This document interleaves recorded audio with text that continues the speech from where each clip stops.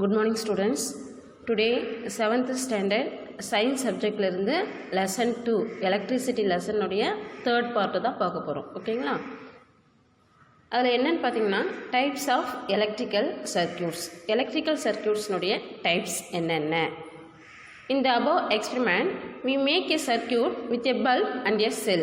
நம்ம இப்ப பார்க்கக்கூடிய எக்ஸ்பெரிமெண்ட் பாத்தீங்கன்னாக்கா ஒரு செல்லையும் பல்பையும் வச்சு நம்ம சர்க்யூட்டை மேக் பண்ண போறோம். ஓகேங்களா? அதாவது உருவாக்க போறோம்னு அர்த்தம். We make only one kind of the circuit with a cell and a bulb. அதாவது ஒரு சர்க்யூட் என்னன்னு பாத்தீங்கன்னாக்கா செல்லையும் பல்பையும் வச்சு நம்ம கனெக்ட் பண்ணி அந்த சர்க்யூட்டை உருவாக்குவோம். But we can make many types of circuit if we have more than one bulb or cells. அதாவது பார்த்தீங்கன்னாக்கா ஒரு சர்க்யூட்டில் ஒரு பல்பையும் ஒரு செல்லை வச்சு பண்ணுவோம். மெனி டைப்ஸில் பார்த்தீங்கன்னா many bulbs or many cells இதை வச்சு நம்ம ஒரு சர்க்யூட்டை க்ரியேட் பண்ணுவோம். இந்த மாதிரி 2 டைப்ஸில் வந்துட்டு சர்க்யூட்ஸை க்ரியேட் பண்ணுவோம். ஓகேங்களா? Connecting this components in different ways. அந்த பல்பையும் செல்லையும் நம்ம கனெக்ட் பண்ணுறது வந்துட்டு டிஃப்ரெண்ட் வேஸில் வந்துட்டு கனெக்ட் பண்ணுவோம். ஓகேங்களா? அதுதான் என்னென்னு பார்த்தீங்கன்னாக்கா ஒன்று சீரியஸ் சர்க்யூட்டில் கனெக்ட் பண்ணுவோம், அப்படி இல்லைனாக்கா பேரலல் சர்க்யூட்ஸில் கனெக்ட் பண்ணுவோம். ஃபர்ஸ்ட் ஒன் பாருங்கள், serious circuits. 2 kinds of circuits can be made with 2 bulbs and a cell. அதாவது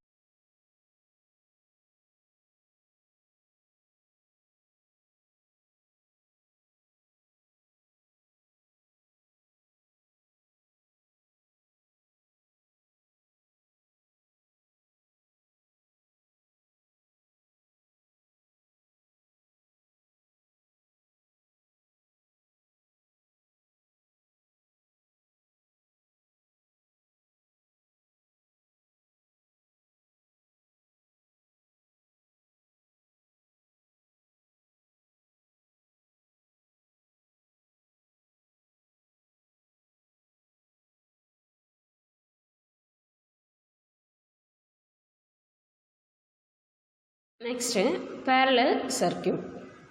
Figure shows a circuit in which 2 bulbs are connected in different places. அதாவது பாருங்கள், இந்த பிக்சரில் கொடுத்துருக்காங்க 2 பல்ப் டேக் பண்ணிக்கிட்டோம். அந்த 2 பல்பும் வந்துட்டு டிஃப்ரெண்ட் வேஸில் கனெக்ட் பண்ணியிருக்காங்க. ஓகேங்களா? ஃபஸ்ட்டு செல்லிலிருந்து ஃபஸ்ட்டு பல்பு கனெக்ஷன், அதுக்கப்புறம் அதிலிருந்து செகண்ட் பல்புக்கு கனெக்ஷன் வந்துட்டு தனித்தனியாக கொடுத்துருக்காங்க. So this is a second type of circuit. இது வந்துட்டு second type of circuit. first one பார்த்தது வந்துட்டு சைடில் கொடுத்துருக்காங்க. இது பாருங்கள் தனித்தனியாக கொடுத்துருக்காங்க. ஓகேங்களா? 2 bulbs in this circuit are said to be connected in parallel and such circuits are called parallel circuits. அந்த 2 பல்பும் பேரலாக வந்துட்டு கனெக்ட் பண்ணியிருக்கிறதுனால இதை வந்துட்டு நம்ம என்ன மாதிரியான சர்க்யூட் சொல்லுவோம்னு பார்த்தீங்கன்னாக்கா parallel circuit சொல்லிட்டு சொல்லுவோம். ஓகேங்களா? Similarity and difference between series and parallel circuit. Series circuitக்கும் parallel circuitக்கும் என்னென்ன similarities, அதாவது ஒற்றுமைகள் என்ன, and then differences, வேறுபாடுகள் என்னென்ன அப்படின்றத பாருங்கள். சிங்கிள் லோப் கனெக்ஷன், அதாவது பார்த்தீங்கன்னாக்கா சீரியஸ் சர்க்யூட்டில் அந்த கனெக்ஷன் வந்துட்டு ஒரே மாதிரி போகும், ஒரே கனெக்ஷனாக போகும், சிங்கிள் லோப்பில் போகக்கூடியதாக இருக்கும். அதே பேரலல் சர்க்யூட்டில் பார்த்தீங்கன்னாக்கா கனெக்டட் பை பிரான்ச்சஸ், தனித்தனியாக செல்லிலிருந்து ஃபஸ்ட்டு பல்புக்கு ஒரு கனெக்ஷன், அதே செல்லிலிருந்து செகண்ட் பல்புக்கு இன்னொரு கனெக்ஷன், இன்னொரு ஒயர் எடுத்து நம்ம கனெக்ஷன் பண்ணியிருப்போம். அப்போது இந்த கனெக்ஷன் வந்துட்டு பிரான்ச்சஸாக போகக்கூடியதாக இருக்கும். எந்த சர்க்யூட்டில்? பேரலல் சர்க்யூட்டில். பல்ப்ஸ் டிம்மர், சீரியஸ் சர்க்யூட்டில் வந்துட்டு 2 or more பல்ப்ஸையோ இல்லை 1 பல்பையும் நம்ம வந்துட்டு கனெக்ட் பண்ணுவோம் இல்லைங்களா? அப்போ பல்ப்ஸ் அதிகமாக கனெக்ட் பண்ணும்போது அந்த பல்ப் வந்துட்டு க்ளோயிங் ஆகக்கூடிய தன்மை எப்படி இருக்குன்னு பார்த்தீங்கன்னாக்கா டிம்மாக இருக்கும். நெக்ஸ்ட்டு பல்ப்ஸ் பிரைட்டர், இதில் செப்பரேட்டடாக நம்ம தனித்தனியாக வந்துட்டு செல்லிலிருந்து ஒவ்வொரு பல்புக்கும் கனெக்ஷன் கொடுக்கறதுனால இது வந்துட்டு பிரைட்டாக தெரியக்கூடியதாக இருக்கும். சரிங்களா? நெக்ஸ்ட்டு பல்ப்ஸ் ஷேர் பவர், ஒரு பல்பு இன்னொரு பல்பு பக்கத்தில் கனெக்ஷன் கொடுக்கறதுனால பவர் என்ன பண்ணிக்குன்னு பார்த்தீங்கன்னாக்கா ஷேர் பண்ணிக்கும், அதனால தான் அதில் டிம்மாக தெரியும். Each bulb fully power. இந்த இடத்துல பேரலல் சர்க்யூட்டில் எல்லா பல்புமே வந்துட்டு பவர்ஃபுல்லாக இருக்கக்கூடியதாக இருக்கும். Next all bulbs go out if one goes out.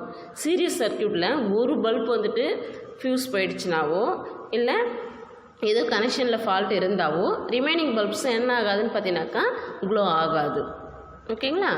அதுவே பேரலல் சர்க்யூட்டில் பார்த்தீங்கன்னா all bulbs stay it if one goes out. அதாவது பார்த்தீங்கன்னாக்கா எல்லா பல்ப்ஸும் வந்துட்டு க்ளோ ஆகும்னும் போது நம்ம என்ன சொல்லலாம்னு பார்த்தீங்கன்னாக்கா ஒரு பல்பு வந்துட்டு கனெக்ஷன் வந்துட்டு கட் ஆகிட்டாலும் அதர் பல்ப்ஸ் வந்துட்டு என்ன செய்யக்கூடியதாக இருக்குன்னு பார்த்தீங்கன்னாக்கா க்ளோ ஆகக்கூடியதாக இருக்கும். லாஸ்ட் பாயிண்ட் புரியுதுங்களா? பேரலல் சர்க்யூட்டில் ஃபஸ்ட்டு பல்ப் வந்துட்டு ஃபீஸ் போயிட்டாலும் ரிமைனிங் இருக்கக்கூடிய பல்ப்ஸ் வந்துட்டு என்ன செய்யக்கூடியதாக இருக்குன்னு பார்த்தீங்கன்னாக்கா க்ளோ ஆகக்கூடியதாக இருக்கும். அப்போ இதுதான் சீரியஸ் சர்க்யூட்க்கும் பேரலல் சர்க்யூட்க்கும் இடையே இருக்கக்கூடிய டிஃப்ரென்சஸ். என்ன மட்டும் சிமிலாரிட்டிஸ் அப்படின்னு பார்த்தீங்கன்னாக்கா எனர்ஜி சோர்ஸ், அதாவது செல்லுலேருந்து அந்த எலக்ட்ரிக்கல் எனர்ஜி வந்துட்டு போயிட்டே இருக்கு இல்லையா, அந்த எனர்ஜி சோர்ஸ் வந்துட்டு சிமிலராக இருக்கும்.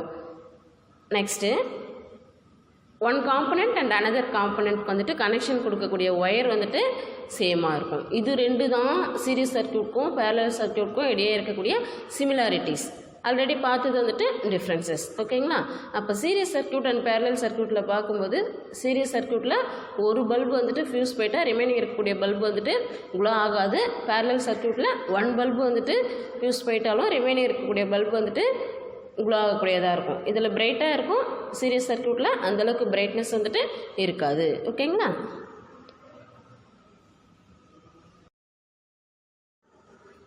Next conductors. இப்போ கண்டக்டர்ஸ்லேயே 2 டைப்ஸாக நம்ம படிச்சிருக்கோம், good conductors and then bad conductors. எந்த ஒரு மெட்டீரியலானது எலக்ட்ரிசிட்டியும் ஹீட்டையும் கண்டக்ட் பண்ணுதோ அதை நம்ம என்ன சொல்லுவோம்? Good conductors. எந்த ஒரு மெட்டீரியலானது எலக்ட்ரிசிட்டியும் ஹீட்டையும் கண்டக்ட் பண்ணலையோ அதை நம்ம என்னென்னு சொல்லுவோம்? பேட் கண்டக்டர் சொல்லுவோம். ஃபார் எக்ஸாம்பிள் மெட்டல், நான் மெட்டலில் எது மட்டும் எலக்ட்ரிசிட்டியை கண்டக்ட் பண்ணணும்னு பார்த்துருந்தோம்? கிராஃபைட் மட்டும் கண்டக்ட் பண்ணணும்னு பார்த்துருந்தோம் இல்லைங்களா? ஸோ இப்போ கண்டக்டர்ஸ்னால் என்ன அப்படின்றத தெரிஞ்சுக்க போகிறீங்க. Conductors R the materials whose atom have electrons that are loosely bound and are free to move through the material.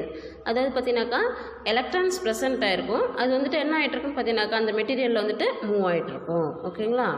அப்போது ஒரு மெட்டீரியலில் எலக்ட்ரான்ஸ் ப்ரெசென்ட் ஆகியிருந்தால் அதில் வந்துட்டு எலக்ட்ரிசிட்டி வந்துட்டு கண்டக்ட் பண்ணக்கூடிய தன்மை அது பெற்றிருக்குன்னு அர்த்தம்.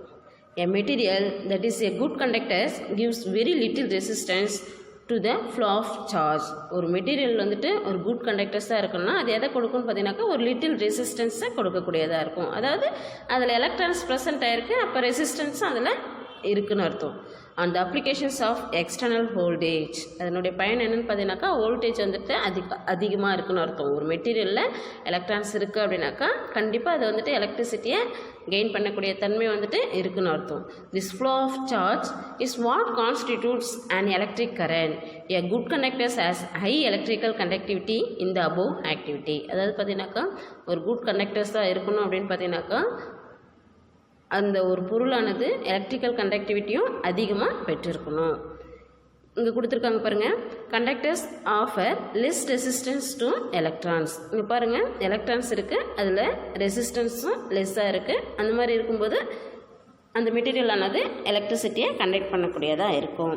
In general more the free electrons, அதாவது அதிகமான ஃப்ரீ எலக்ட்ரான்ஸ் இருக்குது அப்படின்னா the better the material will conduct. அதாவது அந்த மெட்டீரியலானது எலக்ட்ரிசிட்டியை கண்டக்ட் பண்ணக்கூடிய தன்மை பெற்றிருக்கு. அதுதான் நான் முதல்ல சொல்லியிருந்தேன். ஒரு மெட்டீரியல் இருக்குன்னா அதில் வந்துட்டு எலக்ட்ரான்ஸ் அதிகமாக ப்ரெசென்ட் ஆகிருந்தால் அது கண்டிப்பாக எதை வந்துட்டு அப்டைன் பண்ணக்கூடியதாக இருக்குன்னு பார்த்தீங்கன்னாக்கா எலக்ட்ரிசிட்டி அப்டைன் பண்ணும். அதுதான் நம்ம என்ன சொல்லுவோம்னு பார்த்தீங்கன்னாக்கா கண்டக்டர் சொல்லிட்டு சொல்லுவோம். ஓகேங்களா?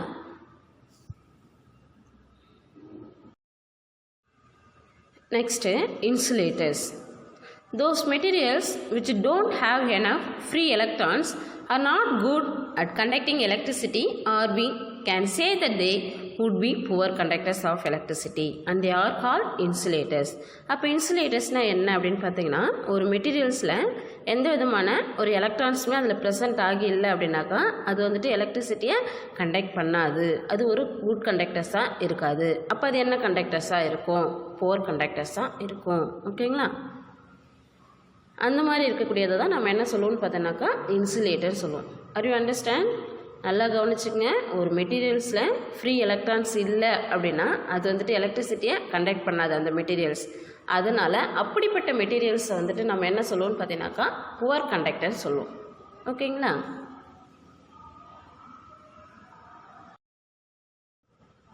ஓகே, நெக்ஸ்ட் என்னென்னு பார்த்தீங்கன்னாக்கா எஃபெக்ட்ஸ் ஆஃப் எலக்ட்ரிக் கரண்ட்.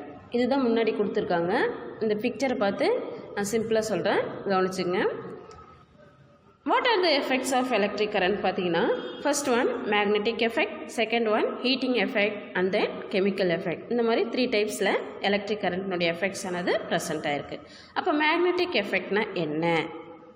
இந்த ஃபஸ்ட்டு பிக்சரில் பாருங்கள், அதில் என்ன ப்ராசஸ் நடக்குதுன்னு பார்த்தீங்கன்னா, production of magnetic field when the current flows through the coil of wire. அதாவது கரண்ட்டானது ஃப்ளோ ஆகுது, ஓகேங்களா? கரண்ட் ஃப்ளோ ஆகும்போது அந்த காயில் ஆஃப் ஒயரில் வந்துட்டு என்ன உருவாகுதுன்னு பார்த்தீங்கன்னாக்கா மேக்னெட்டிக் ஃபீல்டு வந்துட்டு ப்ராடக்ட் ஆகுது. அந்த மாதிரி ஒயரில் வந்துட்டு மேக்னெட்டிக் ஃபீல்டு ப்ராடக்ஷன் நடக்கக்கூடியது தான் நம்ம என்ன சொல்லுவோம்னு பார்த்தீங்கன்னாக்கா மேக்னெட்டிக் எஃபெக்ட் சொல்லிட்டு சொல்லுவோம். Next heating effect, production of heat by flow of electric current in a circuit. அதாவது பார்த்தீங்கன்னா ஒரு circuit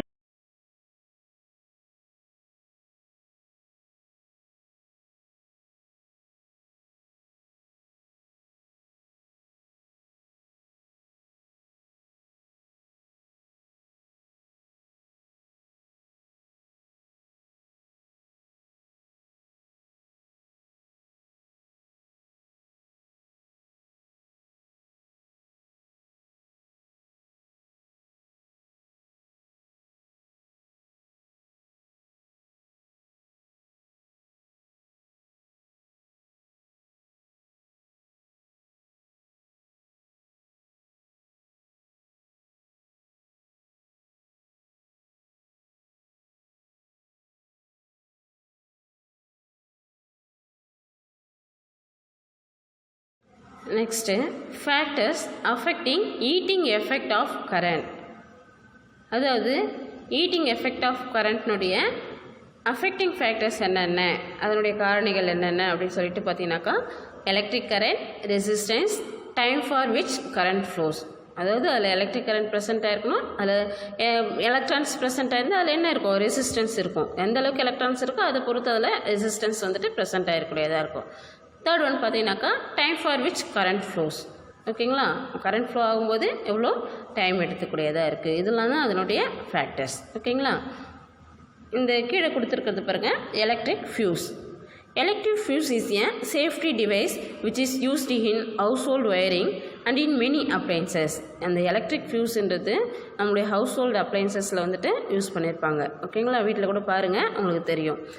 electric fuse has a body made of ceramic and 2 points for connecting the fuse wire. இது வந்துட்டு ஒரு செராமிக்னால் செய்யப்பட்டது. அந்த 2 பாயிண்ட்ஸ் இருக்கும், அந்த ஒயரை வந்துட்டு கனெக்ட் பண்ணுறதுக்காக 2 பாயிண்ட்ஸ் அதில் வந்துட்டு கொடுத்துருப்பாங்க. The fuse wire is melt whenever there is overload of the current in the wire. அதாவது அந்த ஒயரில் வந்துட்டு ஓவர்லோட் கரண்ட் ஃப்ளோ ஆகும்போது அந்த ஃபியூஸ் ஒயர் என்ன ஆகும்னு பார்த்தீங்கன்னாக்கா மெல்ட் ஆகிடும். அதனால தான் நம்ம ஃபியூஸ் போயிடுச்சுன்னு சொல்கிறது, சரிங்களா? This breaks the circuit and helps in the preventing damage to costly appliances and to the wiring. அதில் வந்துட்டு பார்த்தீங்கன்னாக்கா அந்த மாதிரியான ஆபத்துக்கள்லாம் ஏற்படாத அளவுக்கு என்ன பண்ணியிருப்பாங்கன்னு பார்த்தீங்கன்னாக்கா அதில் இருக்கக்கூடிய அப்ளைன்சஸ் வந்துட்டு காஸ்ட்லியாக வந்துட்டு போட்டிருப்பாங்க. In electrical devices, a glass fuse is often used. This is a small glass tube in which lies the fuse wire. அதாவது ஸ்மால் கிளாஸ் டியூப் வந்துட்டு அதில் ப்ரெசென்ட் ஆகியிருக்கும். இதுதான் வந்துட்டு எலக்ட்ரிக் ஃபியூஸ், ஓகேங்களா?